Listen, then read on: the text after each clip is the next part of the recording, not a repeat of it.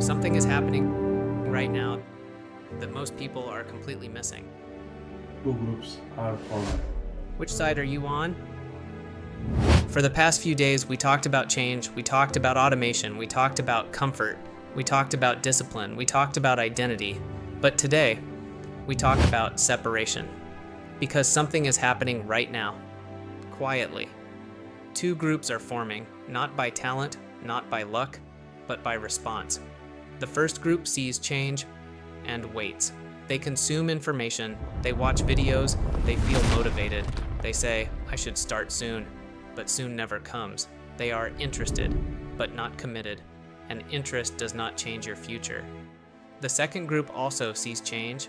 They feel the same uncertainty, the same doubt, the same fear, but they act anyway, not perfectly, not dramatically, just consistently. 1 hour, one skill, one improvement at a time. While others scroll, they study. While others complain, they build. While others panic, they prepare. And slowly, without announcements, without noise, the gap begins to grow. At first, it is invisible. No one notices. But months later, opportunities begin to choose them. Confidence begins to follow them. Momentum begins to carry them. Not because they were special, but because they moved early.